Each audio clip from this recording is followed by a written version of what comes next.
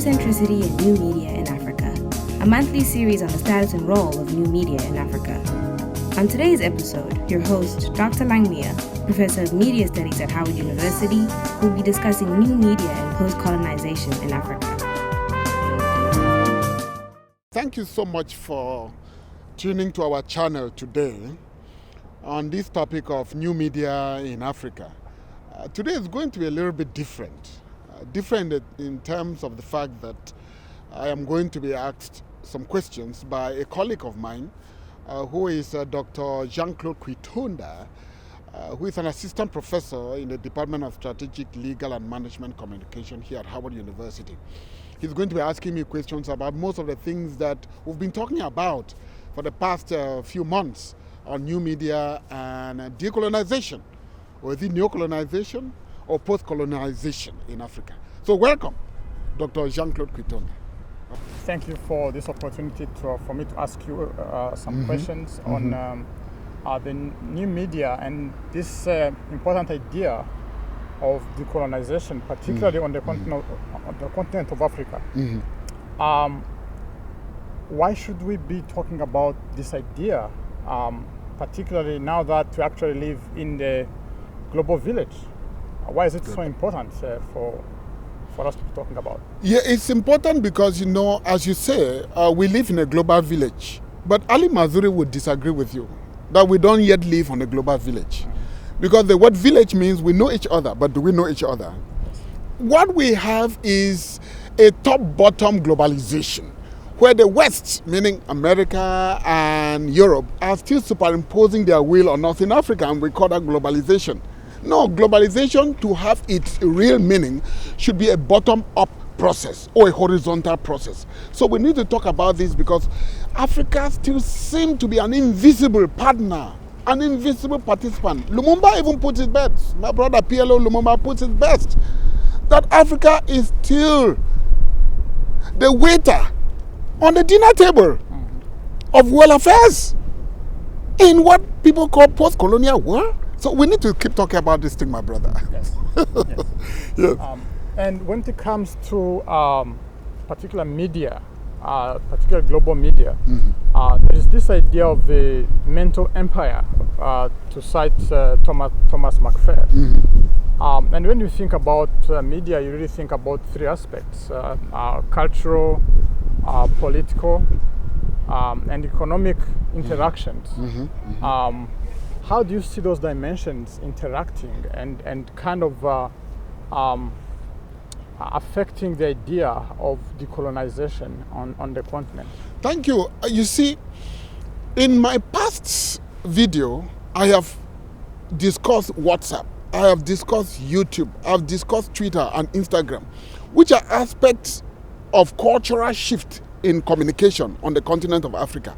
Because these are media-related issues, these are communication platforms, but they seem to, again, follow the footpath of what Thomas McFair is talking about, that it seems to kind of change the whole paradigm of communication in Africa, whereby we become the consumers. We are not participants. Take, for instance, how many of us even know the existence of certain apps that are created by Africans on the continent of Africa? Like Chumi, or like Niger Pal. How many of us are using those platforms for our social media communication? We are all being swamped by Facebook, by Twitter, by Instagram, by Snapchat, not knowing that this other thing too, we can also push it to also make a limelight in the real world, like the Chinese Weibo, or many other countries like South Korea, and they have theirs. Why do we neglect our own? Yes. So that is my concern. In terms of culture, as you said, in terms of politics and in terms of economics, we are still holding the feet of our colonial masters. And I think this is inappropriate. This is wrong. Yes, and I think when it comes to still trying to kind of mimic the paradigms and cultural productions of the colonizer, I'm right now thinking about the question of language, particularly the language of instructions in African educational systems. I'm also thinking about the concept of development. How do you think about those aspects of education and also trying to achieve the so-called economic development, should we rather copy Europe, or do we need a paradigm shift? We certainly need a paradigm shift. And let me be very clear about this. In Ghana, I was posed this question about language on the continent of Africa. Which language should we adopt? Oh, there are multiplicity of languages.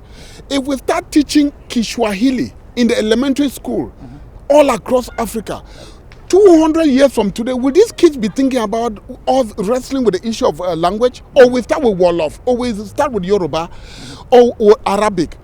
And do you know that Kiswahili is even part of the languages that are being recognized by the African Union? Yes. But even though it's being recognized by the African Union, their main languages of communication is still the colonial languages of English and French. This is not right in this day and age. That is why I talk about the paradigm shift. Because, and again, you brought in the issue of development. When I said on the continent of Africa that development is of the mind, I mean it. Economically, yes. But before you get to economic infrastructural development, you need, first of all, to develop your mind. Who are you, by the way? What's your identity? Are you still dependent on your colonial masters for your economic well-being, for your political well-being, for your social and cultural well-being? Then you are not developed. No matter the buildings, no matter the railway tracks that are being imposed on you, or the presence of China on the continent of Africa, we are not developed. And until our mind, our identity, we recognize who we are, we are still going to be faced with this kind of question going forward.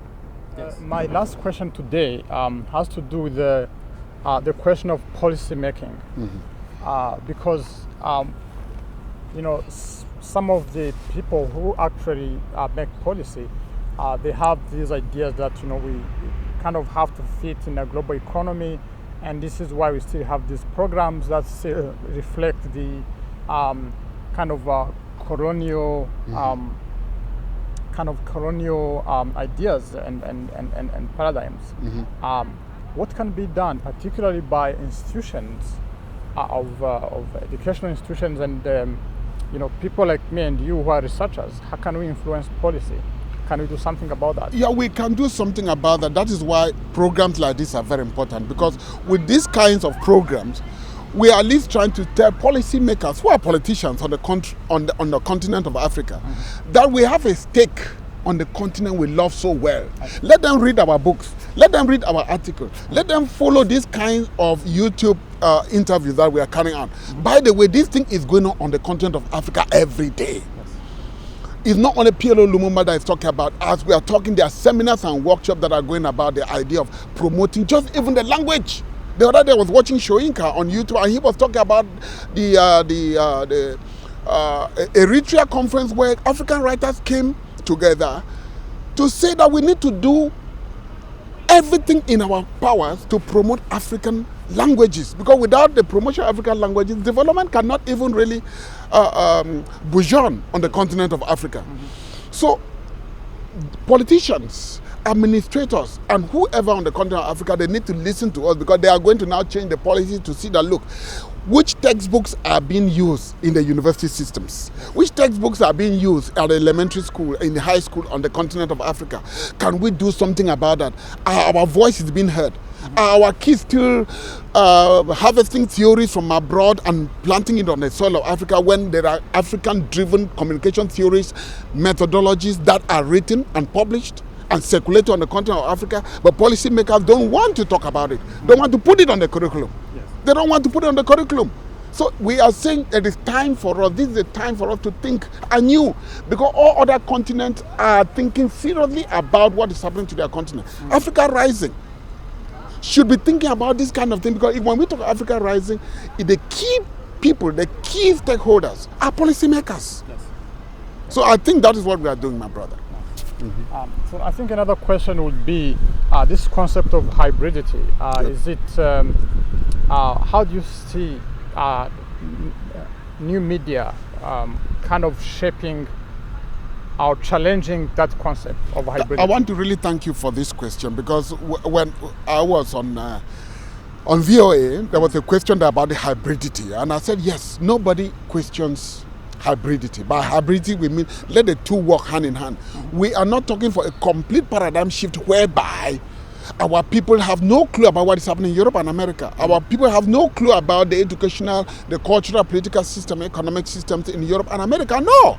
We are saying right now they are being fed with a tube of what is happening in those cities in Europe and America, neglecting their own. How many of us really master African history? Yes. African economic system, African cultural system? How many of us even know about the Timbuktu University that was burgeoning with students in the 16th century? How many of us know about Imhotep, the famous Egyptian pharaoh and philosopher? How many of you know about the Bantu culture? These things are being neglected in the school system, my brother and sister. But if we bring the two, if we use this as well as the European system, then that's hybridity. In other words, our kids know themselves. Right now, I'm even writing a book chapter where I'm asking, what does it mean to be an African? Yes. What does it really mean to be black? Do you know the history of yourself? Do you master yourself? Or you are just being manipulated by a certain system of the colonial masters? What does it mean to be an African? Huh? And you remember Molefi Asante even said there's no African university. What we have is universities in Africa. Because all the universities in Africa are still following the Euro-American systems and the curricula. Okay. All right. Yeah, thank you very much. Thank you very much. Thank you. It was a wonderful interview. Thank you.